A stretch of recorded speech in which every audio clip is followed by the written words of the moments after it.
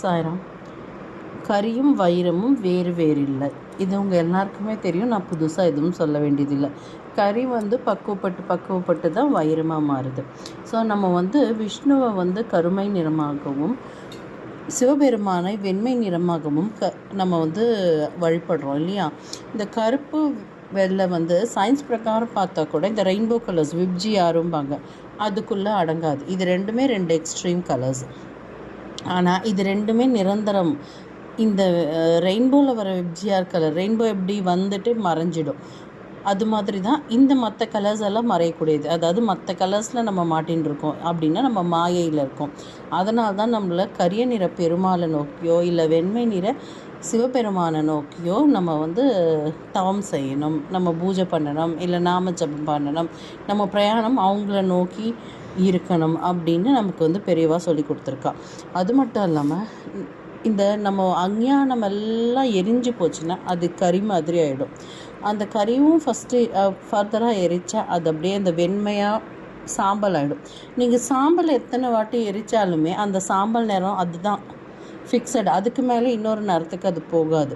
So எல்லாமே கடைசியில் அந்த சாம்பலுக்கு தான் போய் நிற்கும், அந்த இடத்துல தான் நிற்கும். அதுக்கு மேலே போகிறதுக்கு வாய்ப்பு இல்லை. அப்படிங்கிறதுனால அதுக்கு நீருன்னு ஒரு பேர். அதனால தான் சைவர்கள் திருநீருன்னு சொல்லிட்டு அதை இட்டுக்கிறாங்க. அதாவது கடைசியாக நம்ம போய் அடைய வேண்டிய இடம் அது. அதே மாதிரி வைஷ்ணவர்களுக்கு நம்ம மண்ணிலேருந்து வந்தோம், திருப்பி மண்ணோடு சேர்ந்துருவோம் அப்படிங்கிறத உணர்த்துறதுக்கு தான் திருமண் இட்டுக்கிறாங்க. மேல் நோக்கிய பயணம் நம்ம போகணும் அப்படிங்கிறத உணர்த்துறதுக்கு மேல் நோக்கி திருமணிடுறாங்க. எல்லாமே சமம் தான், எல்லாமே மாயை விட்டு நம்ம பகவான் கிட்ட போகணும். ஸோ இங்கே இருக்கிற எல்லாமே ஒன்று தான், எதுவும் பேதம் கிடையாது, எல்லாத்துலேயுமே பகவான் இருக்கான் அப்படிங்கிற ஒரு சமநிலைப்பாட்டை உணர்த்துறதுக்கு தான் திருநீரை பட்டையாக இட்டுக்கிறாங்க, ஹாரிசான்டலாக. இது உயர்ந்த இடத்த நோக்கி நம்ம பிரயாணம் இருக்கணுங்கிறதுக்காக வைஷ்ணவர்கள் மேலே நோக்கி அந்த திருமண் இட்டுக்கிறாங்க. இந்த திருமணுக்கும் திருநீருக்கும் இதுதான். ஹரியும் ஹரனும் ஒன்று அப்படிங்கிறதுக்கும் இது. கரி வேறு வைரம் வேறு இல்லை, ரெண்டுமே ஒன்று தான்.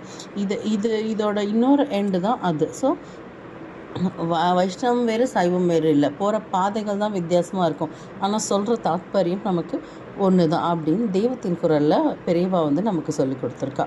இந்த விஷயத்தை உங்களோட ஷேர் பண்ணணும்னு நினச்சேன். உங்களுக்கு பிடிச்சிருந்தால் லைக் பண்ணுங்கள், கமெண்ட் பண்ணுங்கள், ஷேர் பண்ணுங்கள். தேங்க்யூ.